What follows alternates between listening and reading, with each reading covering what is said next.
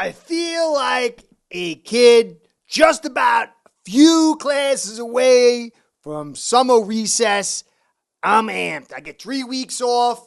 I put my kid's favorite t-shirt on, Rampage. Each one likes a different character. That guys might get a little upset. They don't like when I wear this kind of stuff, but I don't care. I might just cut the next couple classes like I did throughout high school. Don't do that, kids. Don't try that at home. That's it's not a winner. So this was a good week. We know that Fangio was coming in, and then we mostly knew, and then Zach got to the Hall of Fame, and now we officially got Fangio, and he had a little interview. So I'm very, very happy. I'm very amped. And I know there's always, you never can please everybody. You know, there's going to be somebody out there, why are you so hyped? Look, anything can happen. Anything can happen on any given Sunday in any season. But I said last year, Tehran was a big deal. I said that, hey, look, I see what we could do with Hill and Waddle about creating leverage. And I was excited, and I felt good. Now, we didn't deliver on the final portion, but to me, I felt that it was a good, not a great floor, but a good floor. To me, 9 games was the floor. There was a lot of extenuating circumstances, obviously loads of questions. But the floor that we saw last season, and then when you add in Fangio, and really a return of most of the roster, and then you put the cherry on top. My man, not my first, Dan was my first man. And then Brian Cox, and and then Ricky, and then, now we're at Tehran. But he's my man today. But my original, second or third original man was Zach Thomas. He's going to the Hall of Fame, and that feels so good. It just is a weight when you got to do this thing, guys. You got so much stuff trying to figure it out, and you really don't like the cameras. But I'm taking my vacation, and I'm always kind of like a workaholic. And this vibe that I got with Fangio being, added, and then Zach going to the Hall of Fame, and now I get to get a little glimpse of Fangio, and I like what I'm hearing. And there's a whole history behind him. Some people say he's old or he's not that. No, he's good. This guy's really good. He changed the league. The league has kind of taken some of his stuff and kind of morphed it into it. He's been an influencer on the entire league. Not every team, but he's been a big influence for a reason. And he had his little interview, and I took a few little notes here. I want to cover that and then kind of touch on some of the stuff that I didn't get to because I was studying about him coming to the team, and then the next day, he wasn't coming to the team, or they weren't sure, or whatever. So I'm going to break some of those notes out and just have a nice send-off to my vacation. Real positive, but not fake positive. This is genuine positivity. I know I could be a little bit of a bad guy. I talk about concerns. I don't get on the wagon. I kind of go to middle. But this is real positive stuff, guys. So I'm going to get into a nice, this is going to be my last podcast before the break. I want to have a nice time. I want to give you guys a shout out. Shout out to Ace per Head, because without you, without them, this show ain't going down. Ace per Head's betting software is the premier white label platform for bookies to manage their players and grow their sportsbook operation. Click the link in the description below to get set up in minutes. Ask for the Curtis promo and get a special introductory discount. All right, we already know. I did my first podcast on Fangio, talked about his 3-4 system, how he liked to cover. We kind of know cover 2. I feel that Brandon Jones is a little bit of an odd man out. I think safety, because he likes mirror safeties.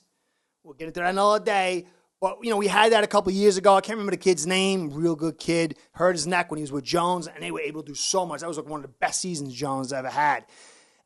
It's really important to have that when you want to kind of create disguise. And he's really all about that. And it's going to help us a ton. So I'm thinking there's going to be a safety and tight end in our draft. That's really what I'm seeing now. Although running back is circulating in there, some good running backs, but I'll get into that stuff later. But Fangio is going to make a big, big deal. I talked about the good cop and the bad cop, how McDaniel is is a guy that, he's positive. He's got the avant-garde Woody Allen thing. But you need two kinds of personas when if you're a kind of personality that's one way to the left or a personality that's one way to the right, when you're dealing with human beings, it's either better to be in the middle or have two polar opposite personalities that can influence everybody differently. Now, I walked on a team and I was like, oh, this is, whatever. I didn't take it seriously. But then when I saw that I could make the team and I was making hay, I got nervous. And there were some hard dudes on his team. I mean, we had the angry Irish running back coach who was nasty. One of the nastiest people I ever met in my life was defensive coordinator. But the receivers coach was kind of like middle of the road kind of guy. And he kind of gave me a little buoyancy. And then the offensive coordinator, he came in and he was the guy to really give me the confidence and not to be so intimidated. But I always had that fear from the running back coach and even the D coach who was always just walking around. He was like the mafioso, totalitarian dude. And so it was a good mix to pull people this because you're trying to motivate. And so McDaniel has a lot of motivational skills, but we know the discipline problem was there. Fangio, when you saw him in the interview, he was kind of metered. He's not a media personality. He kind of straight-laced. I like the only time I really saw him loosen up and smiles when he talked about Zach Thomas, how he said middle linebacker needs to be instinctive and tough. And it made me think of some things, but I'll deal with later on. But he's the kind of guy that's going to be on the other side. And these two personalities with all these other staff members orbiting around them because, McDaniel's the head coach, but he's the offensive coordinator. And they got to work with the defensive coordinator. And there's a lot of relationships, crossovers when it comes to that. And so the fact that the head coach is the OC, he's got that one personality. And you got the DC who's, really impactful. And he's got the other personality.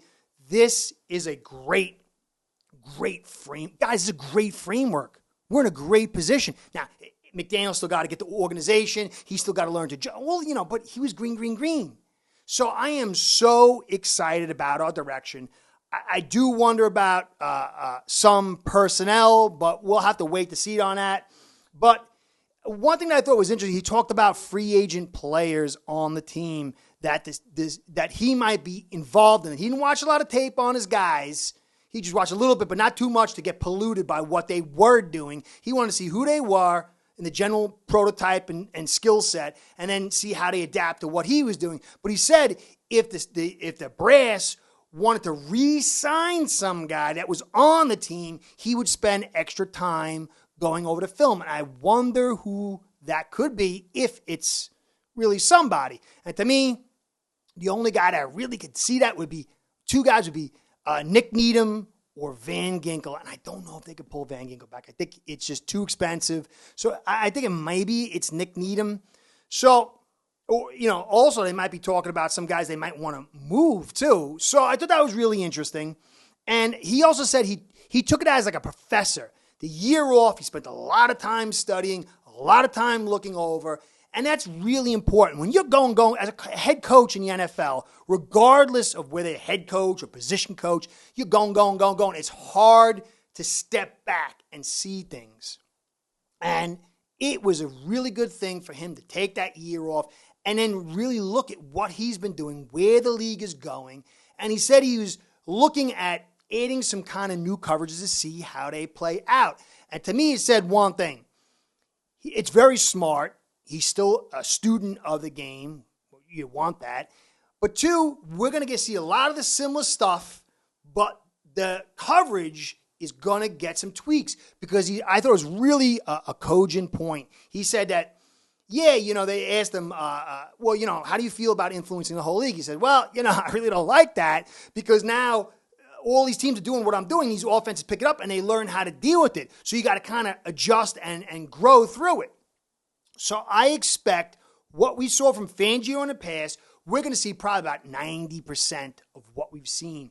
But there's going to be a certain 10 to 5% where he's going to start tweaking stuff and trying to take it into a different direction. And that is very intriguing.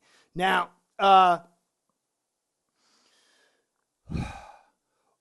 last point before I move on. I know I come off like I'm not trying to be a fan here. I cover all the teams. I kind of evaluate them fairly. I try to evaluate my team. But in my heart, I'm a little kid that loved the Dolphins and cried when they lost 2 Super Bowls and wept, in my early 20s when Dan retired and been frustrated through that and then kind of pulled back. So the sport and Miami Dolphins were merged. And when he said something, he's like, one of the things that made me come here, and it could be just total BS, all right? But I felt good about that, is when he said the league is better when the Miami Dolphins are good. And to me, it's always felt that way. And I know I'm a Dolphins fan, but there's certain teams, maybe because when I grew up or whatever, when they're not doing good, it doesn't feel the same. It's great when certain teams are doing good. Clearly, I have an investment in the Miami Dolphins, but it's a classic beginning of the NFL franchise that had such a mythic start. And for him to say that he wants to bring Miami back to prominence, even if it's lip service, I love. I know, guys, I say it over and over, I'm here to do a job. And that job is to be honest and fair and have a good record in my evaluations. But I'm going to be 52 next year. I don't know how many more years I got. I want to see this team at least go to the Super Bowl before I croak. So this is great news. We're in year 3. We had Don Shula. We celebrated after he died. We did bupkis with it. Then we had year 2. We were celebrating the 72ers. And we did bupkis with it. Well, a little bit. We made the postseason, but it was kind of mostly bupkis.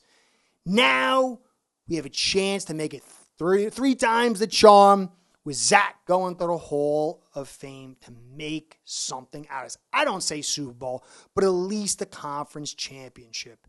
And it sure does feel good to have a coach like Fangio here, a coach that's going to basically bring the full spectrum of personalities and leadership when you work in tandem with McDaniel's personality to really bring true hope. And this guy is talented. And to have him talk like that, the league's better with the Dolphins doing well, that's going to send me off on my vacation with a smile. So I ain't going to do too much heavy talking here.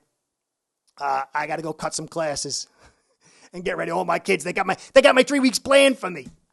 Maybe I'll get a day or 2, but I love that. So anyway, guys, I appreciate everything. I'm going to come back, and you're probably going to see a whole new background. The tech guys wants to change things. I'm going to try to keep the good stuff, ditch some of the bad stuff, and add hopefully some new good stuff. So when I come back, it will be different. I got a couple of podcasts I'm going to put out. I don't know when this is going to come out today or whatever. Guys, thank you for everything. See you when I get back.